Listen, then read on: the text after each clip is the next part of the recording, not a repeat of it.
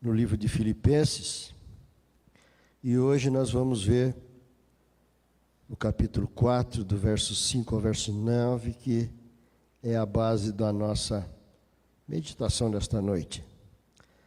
Eu trouxe para hoje aqui a versão da linguagem de hoje. Então, vamos fazer essa leitura do verso 5 ao 9 do capítulo 4 de Filipenses. Sejam amáveis com todos. O Senhor virá logo. Não se preocupe com nada, mas em todas as orações peçam a Deus o que vocês precisam e orem sempre com o coração agradecido. E a paz de Deus, que ninguém consegue entender, guardará o coração e a mente de vocês, pois vocês estão unidos com Cristo Jesus. Por último, meus irmãos, encham a mente de vocês com tudo o que é bom e merece elogios, isto é, tudo o que é verdadeiro, digno, correto, puro, agradável e decente. Ponham em prática o que vocês receberam e aprenderam de mim, tanto com as minhas palavras como com as minhas ações. E o Deus que nos dá a paz estará com vocês. Então, antes de nós iniciarmos, vamos orar, colocando mais uma vez todos aqueles pedidos, já que o culto é de oração, pedir a proteção de Deus sobre esse momento crítico que o mundo vive. Então, vamos orar. Pai, nós te louvamos nesta noite por estarmos aqui mais uma vez, podermos estar elevando os nossos pensamentos a Ti.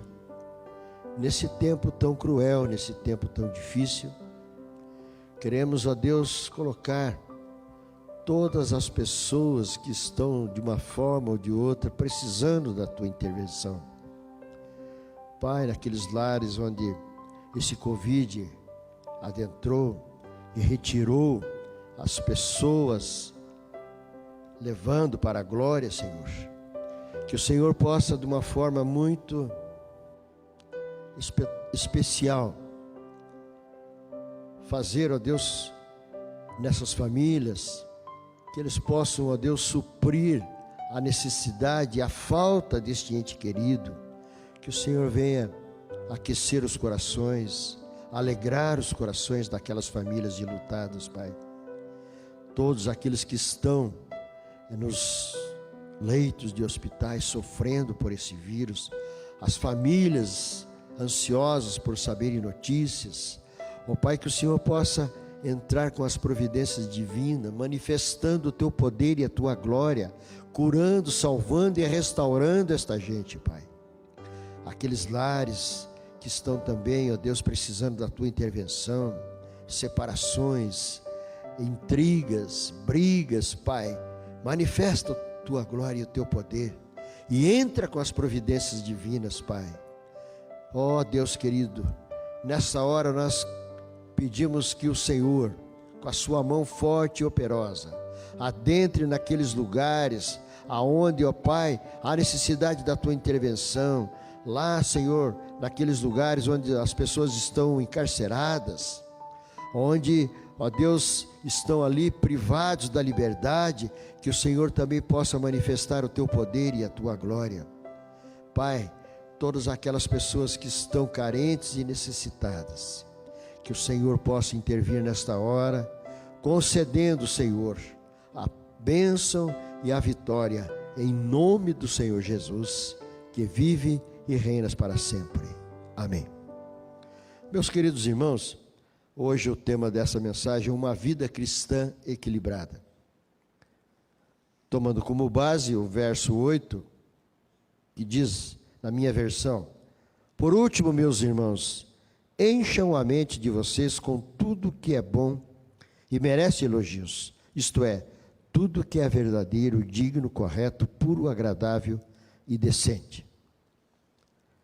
Nós temos, nesses últimos tempos, eu estava meditando e pensando sobre o tema a ser trazido, E eu fiquei vendo também o pano de fundo, em que Paulo estava ali escrevendo, o cuidado que ele estava tendo para mandar esta carta àqueles crentes que ele tinha evangelizado, que ele tinha dado início à igreja. E o contexto é sempre parecido com o contexto que nós vivemos atualmente. Então, como ele sabia, conhecia todo aquele pano de fundo, a cidade de Filipos ficava numa condição assim de uma grande metrópole, pelo que eu entendi, porque Roma era a sede mundial, era a capital mundial do mundo, e Filipos era a quarta cidade, com certeza em tamanho, em desenvolvimento. Então era um lugar onde realmente tinha as coisas modernas, porque a ocupação romana em Roma, e sendo essa cidade a quarta cidade, então nós estávamos numa metrópole. E Paulo, conhecendo então todas as coisas que uma cidade grande tem, e ele estava cuidando, e ele, na tentativa então de salvaguardar aqueles crentes que ele tinha tratando com carinho, segundo a carta, porque ele falou assim: olha, vocês me atenderam, vocês me ajudaram nas minhas carências. Então, ele estava tão motivado para que a sã doutrina do evangelho que foi pregada não se disseminasse. E eu fazendo então aquela meditação, eu estava pensando como Paulo estava tão preocupado, porque ele conheceu a essência do evangelho de uma forma tão grande, meus irmãos, que de um perseguidor, de um homem que era extremamente religioso, porque ele era um dos principais do Sinédrio, conhecedor profundo da lei. Então, ele teve nos dois extremos, no lado religioso, conhecedor de todas as coisas, tanto que ele concedia permissão para ir perseguir lá os cristãos no início da igreja. Só que ele ainda não tinha tido aquele encontro verdadeiro, autêntico e genuíno com Jesus. E a partir do momento que ele teve aquele encontro, a presença real do Espírito Santo de Deus na sua vida, então agora ele tinha condições de fazer essa observação, e para que as pessoas tivessem o cuidado de não ser acometidos pelas coisas que estavam por acontecer. A igreja, com certeza, que ali estava, e teve uma orientação sadia, porque entendeu todo o plano do Evangelho. Tanto é que quando ele teve necessidade, a igreja supriu as suas necessidades. Então ele estava ali tão temeroso para que os crentes ali não se perdessem, por causa dos falsos mestres, por causa dos costumes. E eu, analisando aquilo ali, falei: poxa, como hoje nós vivemos os momentos iguais. Os falsos mestres, os usos e costumes, e nós não precisamos fazer muita coisa, porque hoje as coisas que há um certo tempo atrás eram ruins, não eram boas, hoje a própria legislação garante e permite que as pessoas façam aquelas coisas que anteriormente não era aconselhável. Então, nesse contexto aqui, eu queria deixar algumas mensagens a respeito de uma vida cristã equilibrada, para que nós pudéssemos observar a nossa conduta no tempo de hoje, comparada ali com o que Paulo estava escrevendo e tentando passar para a igreja, para que a igreja hoje possa se conduzir de uma forma na presença de Deus e na unção do Espírito de Deus. Porque a partir do momento que nós perdemos a essência do Espírito de Deus, nós não reconhecemos mais as coisas de Deus. E era esse o temor que Paulo tinha, de fazer todo esse cuidado. Olha, tome cuidado, para que a partir do momento que a presença do Espírito de Deus se afugenta de nós, nós perdemos a nossa identidade. Então o objetivo principal dessa mensagem de hoje é da gente se conscientizar a respeito da nossa excelência como crente, e de manter a mente dentro do padrão em que Paulo aqui estava tentando transmitir para o povo de Filipos, e que é a essência do cristão hoje na igreja. E compreender então que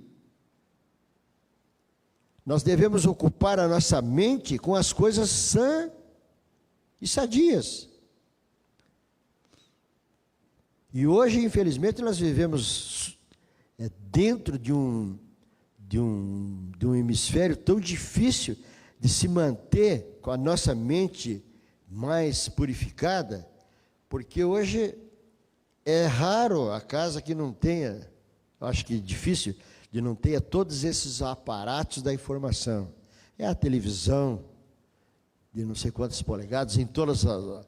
É na sala, é nos quartos, é não sei na onde, a internet, TV a cabo, Netflix, YouTube, não sei o quê. Hoje, aí temos o celular, as informações, as coisas. E a gente acaba tendo que entrar dentro desse hemisfério. Eu participo de alguns grupos que muita coisa eu tenho que monitorar antes de abrir, já deletar, porque a gente faz parte de muitos grupos e tem muita coisa que precisa ser lançado fora. Eu fico imaginando aquelas pessoas que não fazem essa triagem, o quanto de informação ruim que acaba recebendo.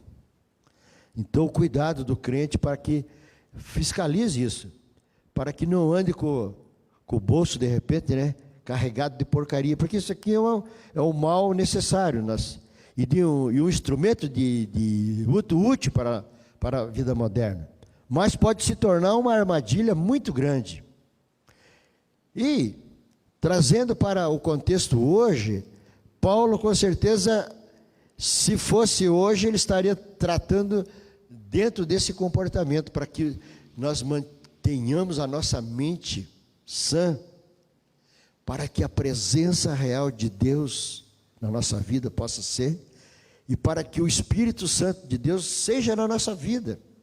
Eu estava hoje escutando um pregador falar, e realmente muita coisa a gente hoje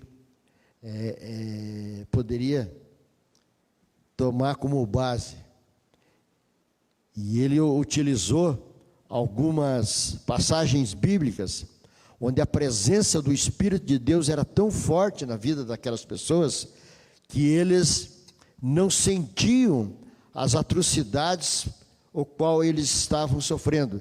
E eu creio que Paulo, dentro desse contexto, que nós estamos falando aqui da carta de Filipos, apesar de todo o sofrimento que ele tinha passado anteriormente, que foi na cidade de Filipos que ele e Silas tomaram aquela surra em praça pública, foram presos, foram acorrentados, e agora para esse povo que tinha presenciado toda aquela situação, ele estava dando uma orientação para que permanecessem firmes no Evangelho. E aí eu fico pensando naqueles heróis desse mesmo tempo, que apesar da perseguição, apesar das prisões, Pedro, o próprio Paulo e outras pessoas, o nosso primeiro herói que a gente percebe, Estevão, que eu fico imaginando, quando a pessoa está motivada e cheias do poder de Deus, aquelas coisas que estavam ali para acontecer o apedrejamento, não intimidaram ele.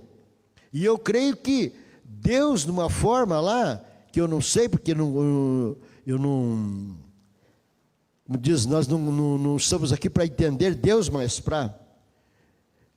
da forma que aquela multidão foi para cima dele, e ele mesmo, sabendo que ele iria morrer, ia perecer apedrejado, ele diz: Senhor, não atribui responsabilidade para essa gente, eles não estão sabendo o que estão fazendo. E aí a gente pode perceber que os demais apóstolos, todos tiveram mortes terríveis, mas mesmo o próprio Paulo diz: olha, a minha vida não tem mais valor, o que tem valor para mim é Cristo. Então, meus queridos irmãos, diante dessa verdade tão enfática, nos motiva a fazermos uma reavaliação da nossa vida. Será que realmente Deus está na minha vida? O Espírito de Deus está na minha vida a ponto de eu não temer coisas?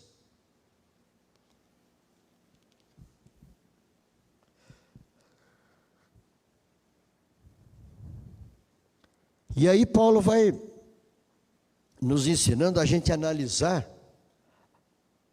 e eu coloquei aqui uma vida cristã equilibrada, baseado na vida de Paulo, a conduta de Paulo como modelo para nós. E ele, lá no início desta carta, ele começa a falar do sofrimento. Vocês foram testemunha minha, quando eu e Silas estivemos ali e tal. Mas mesmo assim, não importa nada disso aí. O que importa é que Cristo seja exaltado, glorificado. O Evangelho não apenas nos proporciona salvação à humanidade, mas também ele é um conjunto de princípios para a nossa vida. Seja na igreja, seja na família, seja na sociedade ou com Deus, precisamos ter alguns princípios. E Jesus faz as coisas dentro de um contexto para que nós pudéssemos assim pensar. Ele falou: lança toda a ansiedade, tudo que você tem, tudo aquilo que está te atrapalhando, que está te prejudicando, lança sobre mim, que o meu jugo é leve. Então, quando a gente passa a entender essa condição que Jesus passou para nós, eu creio que as coisas começam a ter algum princípio mais adequado e mais saudável e mais emocionante para nós.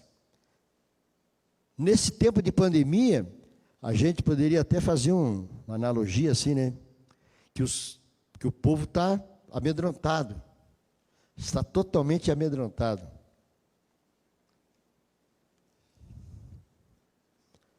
E é um tempo de esperança de Deus. A excelência da mente cristã. O apóstolo aqui nos mostra que a experiência de salvação em Cristo produz uma mudança contínua na nossa vida, na nossa forma de pensar, a fim de nós evitarmos coisas fúteis.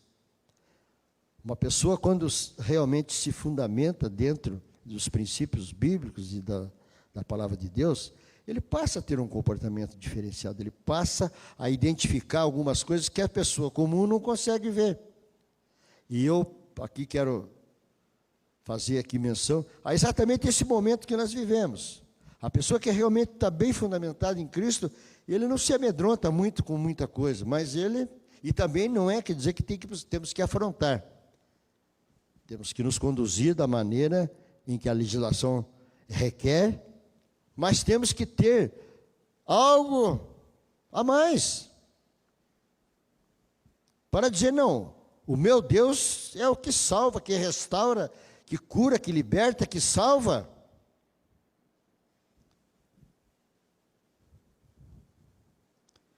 Para nós podemos testificar que Cristo realmente é na nossa vida. Como o apóstolo lá na primeira carta aos Coríntios, ele diz: nós temos a mente de Cristo, a mente transformada. E quando nós não conhecemos a Cristo, nós não conseguimos discernir as coisas. E ele vai falando ali na primeira carta aos Coríntios, no capítulo 2, quando nós não conhecemos a Cristo, nós não compreendemos as coisas do Espírito de Deus.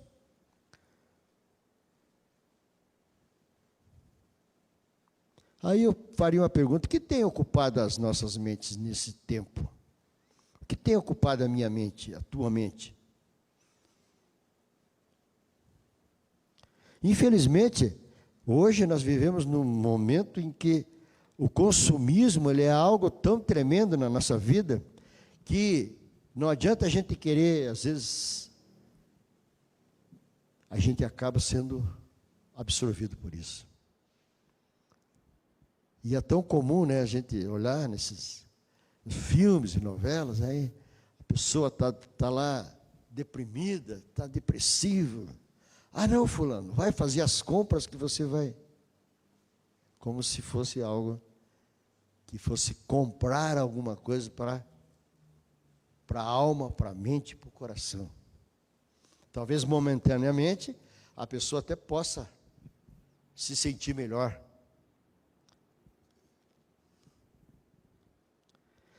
Paulo nos ensina aqui que nada afetava a sua fé. Ele estava numa condição de preso, ele estava numa situação tão, digamos assim, de humilhação, mas, pelo contrário, produziu efeitos, e ele dizia assim: não, eu estou tranquilo aqui, que aqui eu estou podendo pregar tanto para os camaradas que estavam guardando ele, como para os presos. E havia, naquele contexto ali, o mover do Espírito de uma forma grandiosa, que a perseguição e tudo aquilo gerava a multiplicação da pregação do Evangelho. Ao invés de neutralizar, havia um crescimento, havia uma multiplicação.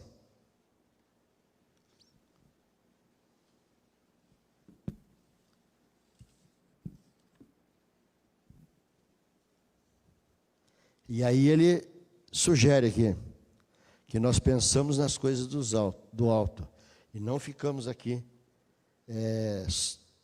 fazendo menção do problema ou do sofrimento atual.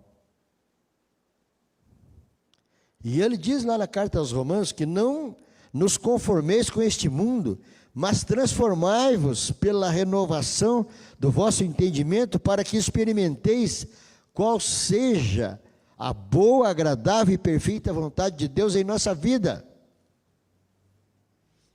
E hoje, a gente vê tantas pessoas que têm tudo, mas não tem nada. Pessoas que eu conheço particularmente, alguns, já tive a oportunidade de fazer alguma visita, de fazer algum aconselhamento, de pessoas de família abastada, uma pessoa de uma aparência física bonita, formação catedrática já até graduado, pós-graduado, mas insatisfeita na vida. Insatisfeita na vida. Uma certa feita eu fui fazer uma visita para uma pessoa, numa cidade aqui próxima, e tudo dentro desse contexto que eu falei. Uma pessoa bem afeiçoada, uma pessoa formada, uma pessoa bem socialmente, mas totalmente insatisfeita, totalmente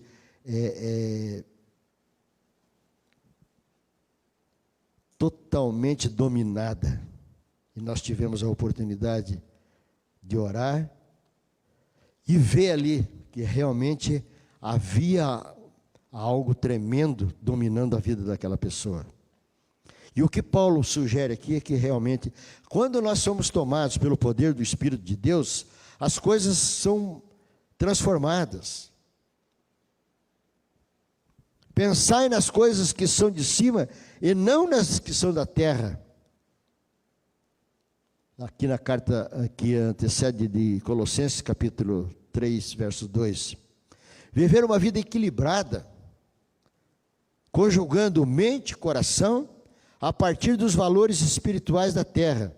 E eu gostaria de ver aqui com vocês, primeira carta de Paulo aos Coríntios, capítulo 5, verso 9 e verso 10, ele diz: na outra carta que escrevi a vocês, eu recomendei que vocês não tivessem nada a ver com gente imoral.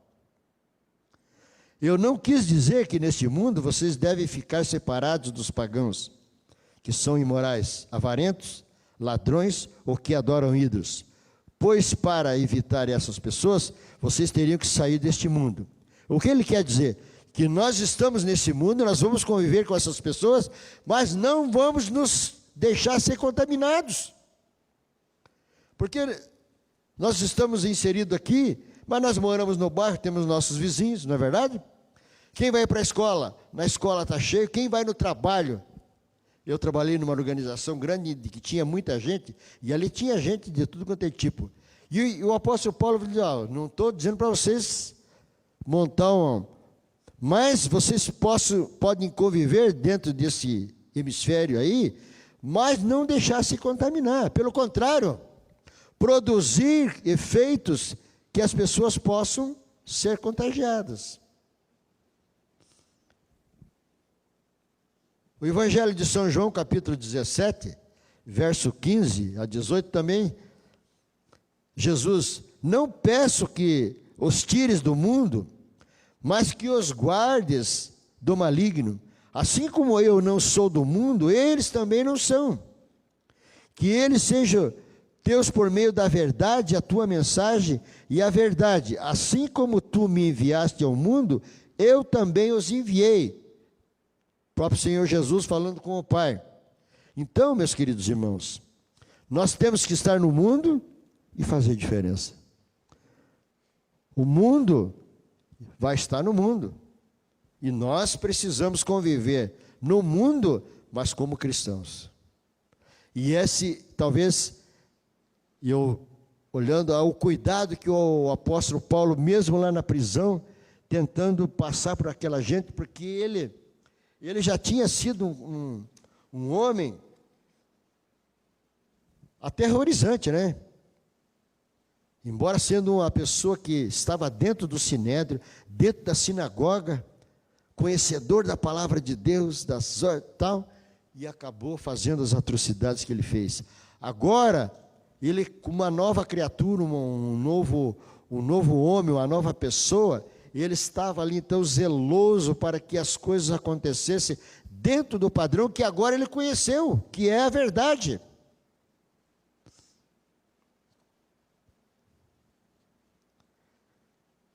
O que deve ocupar a mente do cristão? Paulo, então, ali, ele escrevendo aos Romanos, ele vai falando ali, ó: andemos honestamente, como de dia, não em glutonarias, nem em bebedeiras, nem em desonestidade, nem em dissoluções, nem em contendas e inveja. É interessante esse termo, andar como se fosse no dia. Romanos 13, 13. O que é no dia? As claras. Não é verdade? Quem anda no dia não tem medo de nada. Ele está mostrando a sua face, vendo. E à noite, se esgueirando, é aquelas pessoas que vão fazer as coisas ruins. E ele vai falando aqui, ó: então, andeis como se fosse de dia, honestamente. Mas aí no verso 14 ele fala assim: mas revestivos do Senhor Jesus. O verdadeiro cristão deve pautar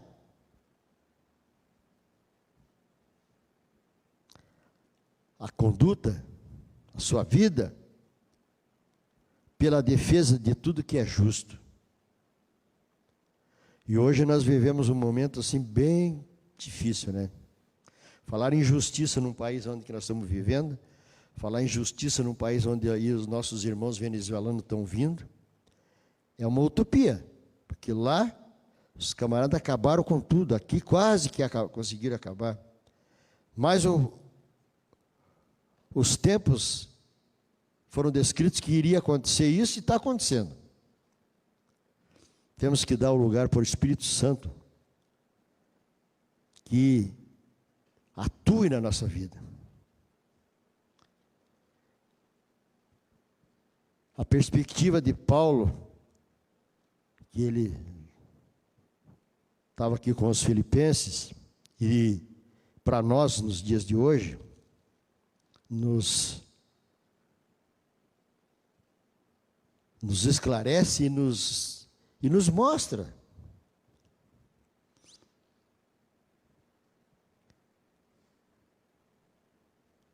que a caminhada do cristão, a vida do cristão,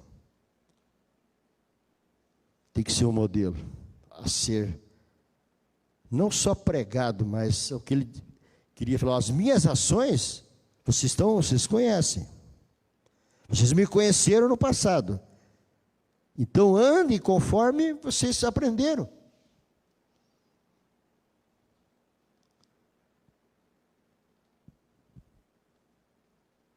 Veja, a carta que ele escreveu aos Efésios, capítulo 5, verso 3, na linguagem de hoje, ela é muito legal, ela é muito bacana, ó. Veja só o que ele fala.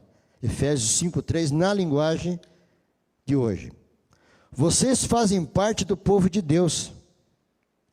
Portanto, qualquer tipo de imoralidade sexual, indecência ou cobiça não pode nem ser mesmo assunto de conversa entre vocês. Então, essa versão aqui, ficou bem claro, muito claro.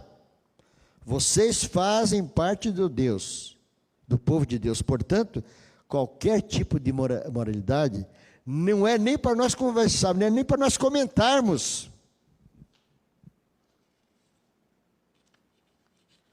E aí, nós poderíamos trazer para os nossos dias aquilo que o próprio Senhor Jesus falou: por isso que há no meio de vocês muitos doentes, porque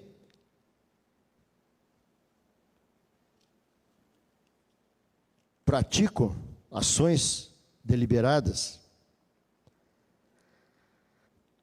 Quando a presença do Espírito de Deus na vida do homem, nós passamos a ter não só a atitude, mas a vida da pessoa passa a ter uma outra condição. Passa a ter, vamos dizer assim, vamos traduzir, alguns antídotos que não nos é atingido.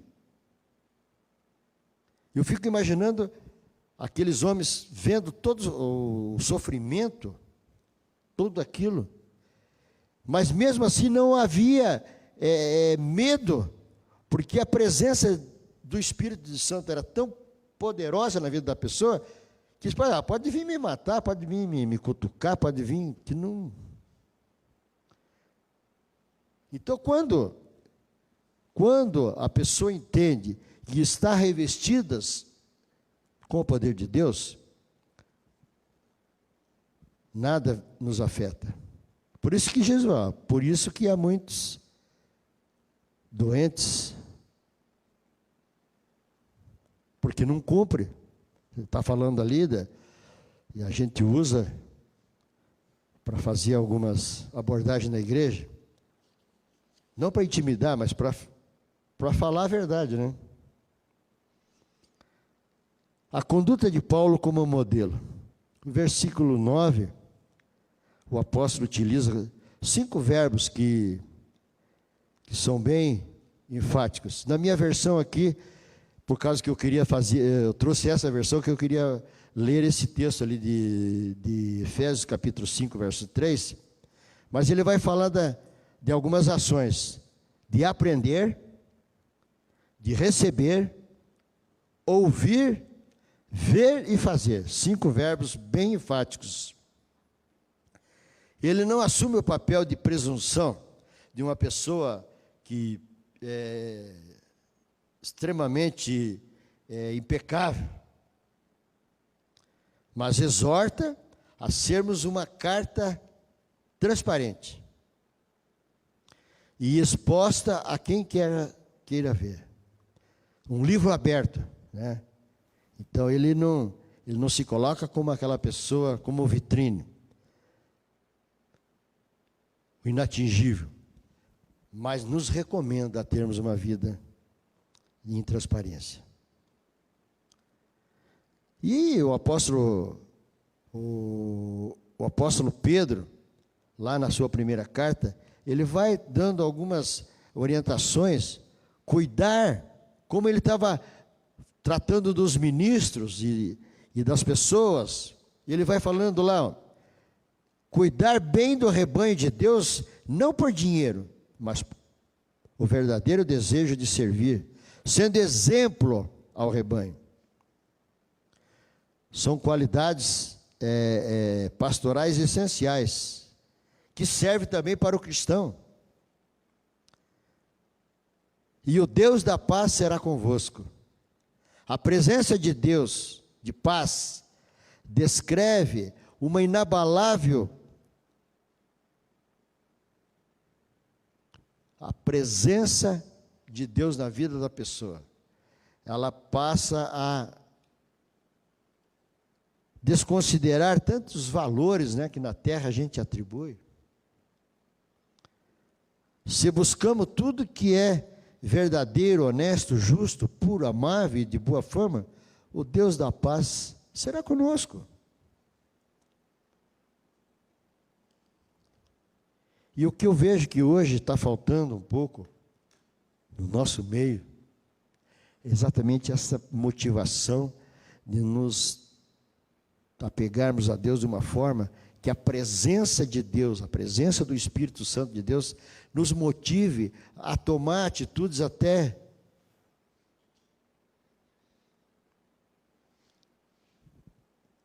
diferentes.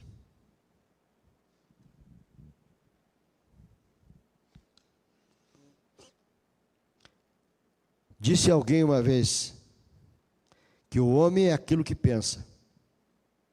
Se nós pensamos pequeno, somos pequenos. Na verdade, se pensamos que somos fracos, somos fracos. E aquilo mais ou menos que Jesus falou, ó, se a tua fé fosse do tamanho de um grão de mostarda, transportaria aquele monte de lá para cá, de cá para lá. É mais ou menos dentro desse... que o homem é aquilo que pensa. Então, meus queridos irmãos, devemos, portanto, guardar a nossa mente de tudo quanto é inútil, pernicioso, egocêntrico e imoral, e deixar a nossa mente para as coisas boas.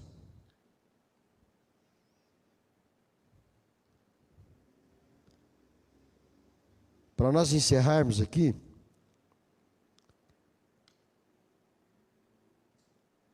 só vamos desfrutar da vida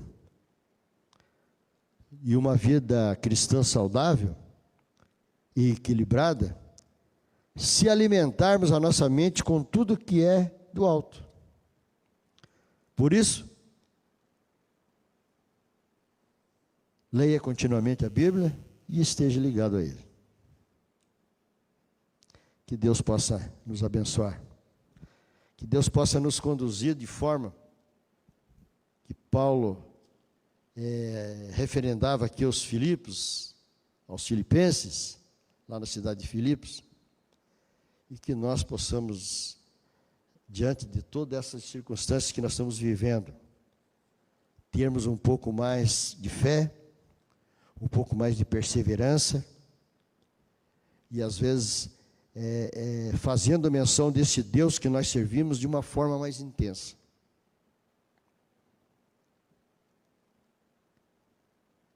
Às vezes nós falamos, pregamos e não evidenciamos e nem vivemos. Que Deus possa nos abençoar e nos revestir para nós resistirmos a esse tempo, que esse ano, esperando que essa vacina venha e supra um pouco das necessidades que nós estamos tão carentes. Amém? Estaremos orando e aí encerraremos com o cântico. Obrigado, Senhor, por mais esse tempo que aqui estivemos. Que a Tua glória possa ser manifestada no Teu povo, que possa haver uma restauração, que possa haver uma transformação de vida, que o Senhor possa entrar com as providências naqueles lugares onde há necessidade, intervindo, Pai, nos lares, naqueles lares que estão com dificuldade, aquelas pessoas que estão passando por privações. Nós oramos e entregamos nas Tuas mãos e pedimos que o Senhor venha suprir toda a necessidade desta gente. E que a Tua igreja possa ser tratada, possa ser sarada, possa ser restaurada, para que nós possamos, ó Deus, fazer algo diferenciado nesses momentos de conflito em que o mundo está desesperado, mas o povo de Deus tem que estar altivo, caminhando, lutando e perseverando. Dá-nos ânimo e fica conosco, Senhor. É o que nós oramos no nome glorioso de Jesus, aquele que vive e reina para sempre. Amém.